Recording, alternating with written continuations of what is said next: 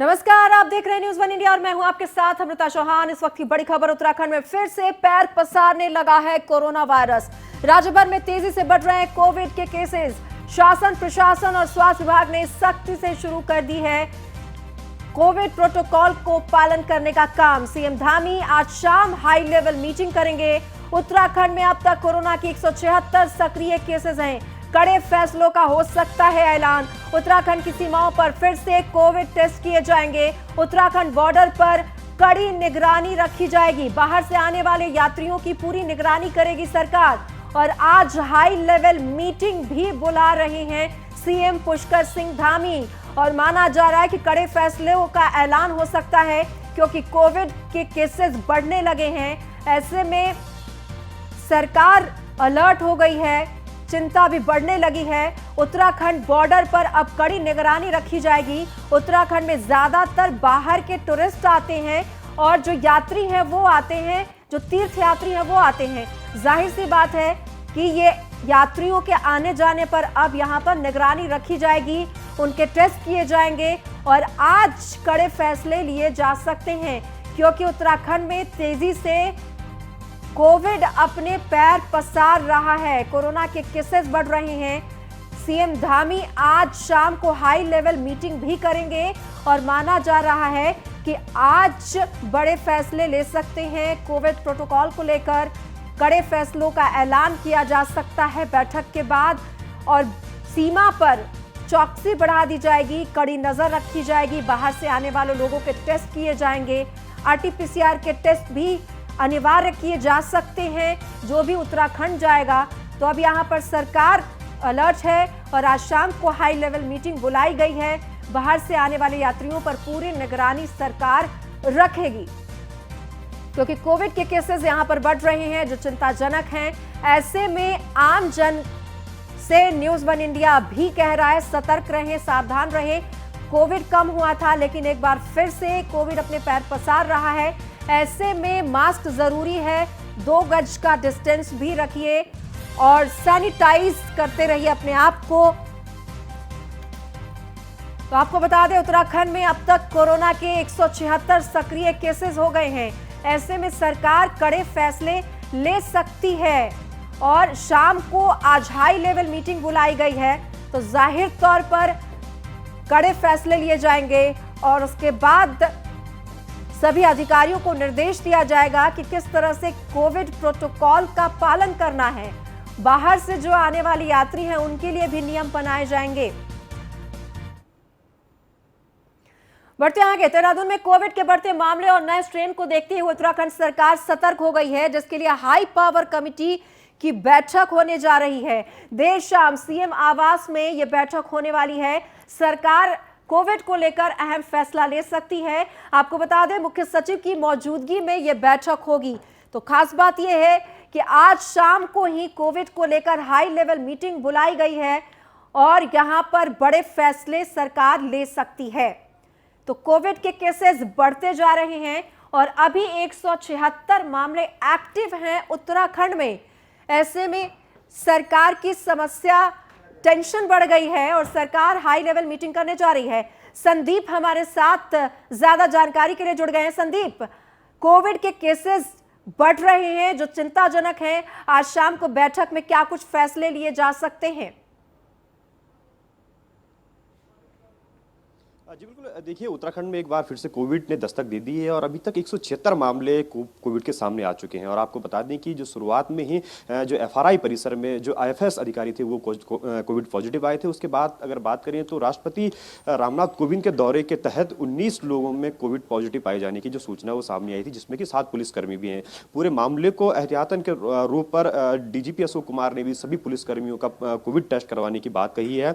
और कहीं ना कहीं उत्तराखंड सरकार पूरी तरह से अलर्ट हो चुकी है और स्वास्थ्य महकमे में भी लगातार अब जो बैठकों का दौर है वो भी लगातार जारी है।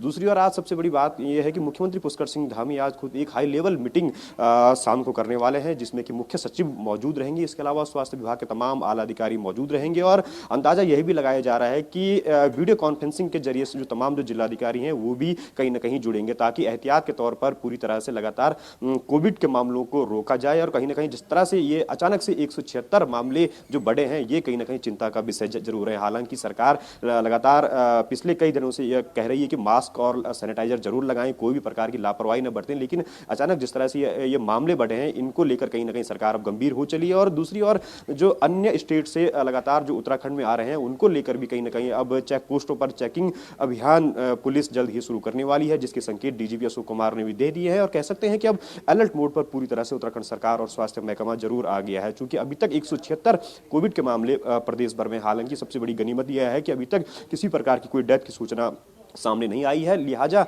सभी जो प्रदेश के तमाम जो अस्पतालों में स्वास्थ्य विभाग ने अपनी जो तमाम आवश्यकताएं हैं वो लगातार बढ़ा दी गई हैं। आईसीयू भी वहां पर बढ़ा दिए गए हैं और कोविड जो बेड हैं, कोविड सेंटर्स हैं, वो लगभग कई जगह पर खोल दिए गए हैं। जी संदीप, तीसरी लहर को लेकर लगातार आगाह भी किया जा रहा था। ऐसे में उत्तराखंड में 176 मामले सामने आ गए। ऐसे में अब किस तरह से प्रशासन तैयारियां कर रहा है, क्योंकि सरकार टेंशन में है, हाई लेवल मीटिंग चल रही है और जब केसेस बढ़ रहे हैं तो जाहिर तौर पर जब चेन की शुरुआत होती है तो बढ़ता जाता है। इस चेन को तोड़ना होता है, तो इस चेन को तोड़ने के लिए क्या कुछ किया जा रहा है? जी बिल्कुल, चेन को तोड़ने के लिए सबसे बड़ी बात ये कहें तो जिस तरह से सरकार कह रही है कि जो 2 गज की दूरी है उसे बनाए रखें, और उसके अलावा कहीं ना कहीं आज गाइडलाइन भी कहीं ना कहीं जारी हो सकती है। जिस प्रकार उत्तराखंड में फिलहाल शादियों का माहौल है वो भी यहाँ पर लगातार जारी है, तो ऐसे में कहीं ना कहीं शादियों के माहौल को लेकर देखते हुए सरकार कोई फैसला ले सकती है। और शाम को इसी वजह से हाई लेवल एक मीटिंग जरूर रखी गई है, जिसमें कि मुख्य सचिव वहाँ पर मौजूद रहेंगे, स्वास्थ्य विभाग के तमाम अधिकारी मौजूद रहेंगे, और किन जगहों पर ज़्यादा कोविड के मामले आ रहे हैं उन जगहों पर किस प्रकार से सतर्कता बरती जाए, यहाँ पर लॉकडाउन वगैरह यहाँ पर उन जगहों पर लगा दिया जाए, इसको लेकर भी कहीं ना कहीं फैसले हो सकते हैं। हमने देखा है कि पौड़ी में एक साथ कई सारे जो कोविड केस हैं उनके आ जाने से कहीं ना कहीं दिक्कतें जरूर हुई हैं। हालांकि गनीमत यह है कि जो अन्य जिले हैं उन जिलों में अभी तक कोविड केस के मामले नहीं आए हैं, लेकिन देहरादून, पौड़ी और इसके अलावा अगर बात करें तो हरिद्वार में भी इन जगहों पर कहीं ना कहीं कोविड के मामले जरूर बढ़े हैं। तो ऐसे में सरकार आज शाम की जो हाई लेवल मीटिंग है, बैठक है, उसमें कहीं ना कहीं अहम फैसले जरूर ले सकती है कि आखिरकार ये बढ़ती हुई चेन है इसको किस प्रकार से रोका जाए, ताकि और धन्यवाद आपका इस तमाम जानकारी के लिए। बढ़ते आगे, चमोली आपकी रोजगार गारंटी यात्रा थराली पहुंच गई है। नंद प्रयाग में सैकड़ों कार्यकर्ताओं ने कोठियाल का स्वागत किया। कर्नल कोठियाल नारायण बगड़ में रोजगार गारंटी यात्रा में शामिल होंगे। कर्नल कोठियाल नारायण बगड़ में पार्टी कार्यालय का शुभारंभ भी करने जा रहे हैं। कोठियाल थराली बाजार में निकालेंगे विशाल रोजगार गारंटी यात्रा। थराली में विशाल रोजगार जनसभा को संबोधित भी करेंगे। कर्नल कोठियाल सवाड़ में ग्रामीणों से मुलाकात भी करेंगे। तो थराली में विशाल रोजगार जनसभा को संबोधित करेंगे और यहां पर आमजन से मुलाकात भी करेंगे। आपकी रोजगार गारंटी यात्रा थराली पहुंच गई है और जैसे ही रोजगार गारंटी यात्रा थराली पहुंची, यहां पर कार्यकर्ताओं ने कोठियाल का जोरदार स्वागत किया। तो नारायण बगड़ में पार्टी कार्यालय का शुभारंभ भी करेंगे कर्नल कोठियाल। तो यहां पर पार्टी का कार्यालय भी खुलने जा रहा है और इसका शुभारंभ करेंगे कर्नल कोठियाल। आपको बता दें, आपके सीएम उम्मीदवार हैं कर्नल कोठियाल और लगातार रोजगार गारंटी यात्रा निकाल रहे हैं। और नंद प्रयाग में कार्यकर्ताओं ने कोठियाल का जोरदार स्वागत किया जैसे ही इनकी यात्रा यहां पर पहुंची। देहरादून में मुख्यमंत्री पुष्कर सिंह धामी परेड ग्राउंड पहुंचे, जहां उन्होंने पीएम की प्रस्तावित रैली की तैयारियों का जायजा लिया। मुख्यमंत्री ने जिला प्रशासन को निर्देश दिया है कि समय से सभी व्यवस्थाओं को पूरा किया जाए।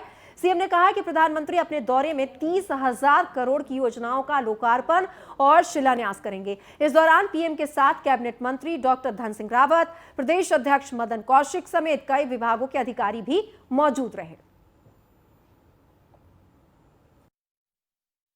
4 दिसंबर को माननीय प्रधानमंत्री जी की विशाल जनसभा जिसमें लाखों लोगों को संबोधित करेंगे, उसकी तैयारियों के लिए हम लोग यहाँ पर आए हैं। सारी तैयारियाँ देख रहे हैं कि किस प्रकार से हमारे यहाँ पर किस प्रकार की व्यवस्था होनी है, उसी के संबंध में हम लोगों ने चर्चा की है। माननीय प्रधानमंत्री जी उस दिन जो लगभग 4,000 करोड़ की योजनाएं जो पूरी हो गई हैं, उन योजनाओं का लोकार्पण करेंगे और 26,000 करोड़ की योजनाओं का शिलान्यास करने वाले हैं। उसके अलावा जो अन्य योजनाएं हैं उनका भी हम अभी समीक्षा कर रहे हैं कि कौन कौन सी योजनाएं शिलान्यास और लोकार्पण के लिए तैयार हैं। 4 दिसंबर को माननीय प्रधानमंत्री जी की विशाल जनसभा जिसमें लाखों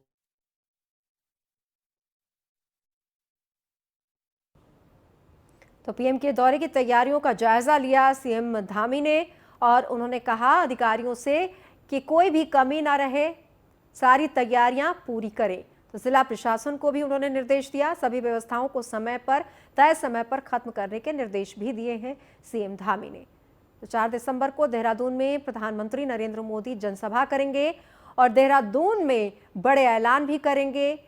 करोड़ों की परियोजनाओं का शिलान्यास और होना है तो बड़ी सौगात भी देंगे। बढ़ते आगे, राष्ट्रपति रामनाथ कोविंद के देवभूमि दौरे का आज दूसरा दिन है। आज राष्ट्रपति हरिद्वार पहुंचेंगे और अखिल विश्व गायत्री परिवार के मुख्यालय में स्वर्ण जयंती वर्ष के अवसर पर शांति कुंज और देव संस्कृति विश्वविद्यालय में होने वाले कार्यक्रम में शिरकत करेंगे। एशिया के पहले बाल्टिक सांस्कृतिक अध्ययन केंद्र का अवलोकन भी करेंगे राष्ट्रपति, जिसके बाद शांति कुंज में युग ऋषि श्रीराम शर्मा आचार्य और माता भगवती देवी शर्मा के कक्ष के दर्शन भी करेंगे।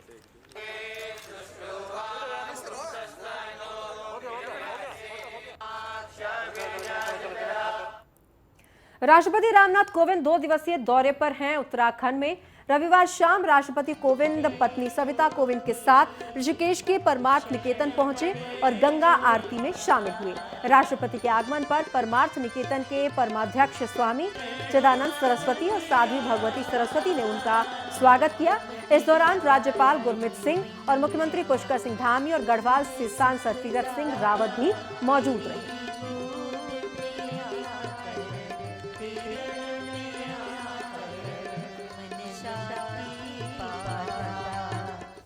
और इस बीच बड़ी खबर, मसूरी देहरादून मार्ग पर हादसा हुआ है जिसमें एक स्कूटर सवार अनियंत्रित होकर गहरी खाई में गिर गया।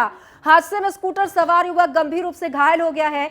मौके पर मौजूद लोगों ने पुलिस की मदद से युवक को रेस्क्यू किया और उसे अस्पताल में भर्ती कराया। बताया जा रहा है कि युवक नशे की हालत में स्कूटी चला रहा था, जिस वजह से वो हादसे का शिकार हो गया।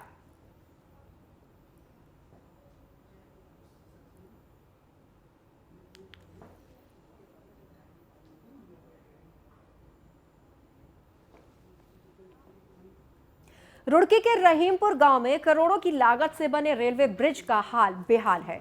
सरकार की तरफ से हाल ही में मैंगलोर से भगवानपुर की ओर जाने वाले हाईवे का निर्माण कराया गया था, जिसकी हालत महज 1 साल में ही जर्जर हो गई है। स्थानीय लोगों ने विभागीय अधिकारियों को इसकी सूचना भी दी, लेकिन कोई अधिकारी कुछ बोलने को तैयार नहीं है। लोगों का कहना है कि इस पुल के निर्माण में ठेकेदार ने घटिया सामग्री का इस्तेमाल किया, यही वजह है कि इसमें इतनी बड़ी बड़ी दरारें आ गई। साथ ही हाईवे पर बड़े बड़े लोडेड वाहन गुजरने से कोई बड़ा हादसा हो सकता है।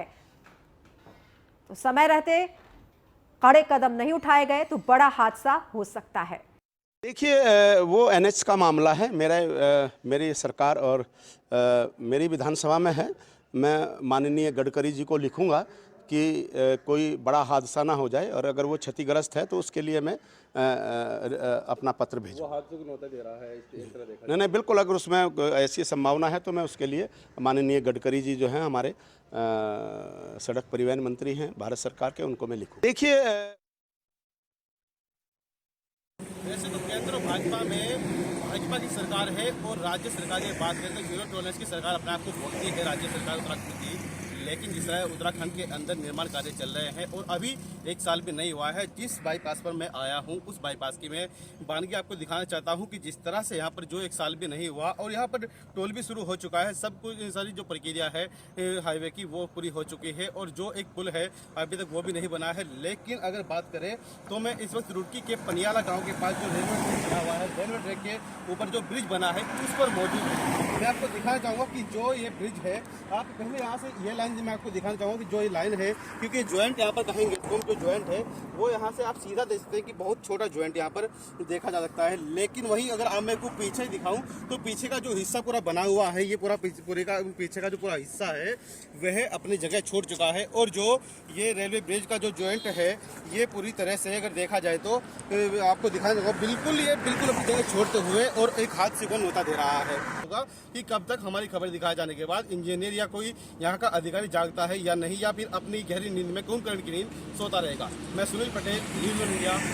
बढ़ते आगे, देहरादून में विधानसभा अध्यक्ष प्रेमचंद अग्रवाल ने याचिका का परीक्षण कर आगामी कार्रवाई के संकेत दिए हैं। भीमताल से निर्दलीय विधायक राम सिंह खेड़ा और धनौल्टी से प्रीतम सिंह पवार ने कुछ दिन पहले बीजेपी ज्वाइन की थी और उनके बीजेपी ज्वाइन करने के बाद आप नेता अमरिंदर बिष्ट और कांग्रेस ने विधानसभा अध्यक्ष से दोनों विधायकों की सदस्यता दल बदल कानून के तहत निरस्त करने की शिकायत दर्ज की थी। वहीं अब इस शिकायत पर जल्द ही कोई कार्रवाई हो सकती है।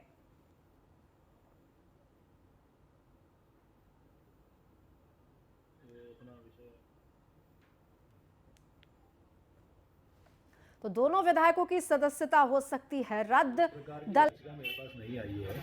एक कोई व्यक्ति टिहरी के जिला पंचायत सदस्य हैं, जैसा मुझे जानकारी मिली है, उन्होंने एक याचिका दाखिल की है और याचिका प्राप्त होने के बाद उसका हम परीक्षण करा रहे हैं, तदोपरांत उस पर कार्रवाई करेंगे।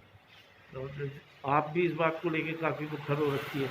हाँ, आप भी काफ़ी मुखर हो रखी है इस बात को लेकर। उनका अपना विषय, वो अपना विषय, क्योंकि अब तो चुनाव है तो हर आदमी जो भी बात अथवा पार्टी से जुड़ा विधायक यदि पार्टी बदलता है या निर्दलीय विधायक पार्टी में शामिल होते हैं तो दल बदल कानून ये कहता है कि उनकी विधानसभा की सदस्यता खत्म होनी चाहिए। लेकिन उत्तराखंड के जो दो विधायक हैं जिनमें श्री प्रीतम सिंह पंवार जी और श्री राम सिंह केड़ा जी, इन दोनों ने भारतीय जनता पार्टी की सदस्यता ली पिछले 2-3 महीने पूर्व, लेकिन उन्होंने विधानसभा की सदस्यता से इस्तीफा नहीं दिया। यह दल बदल का। फिलहाल इस बुलेटिन में इतना ही। नमस्कार।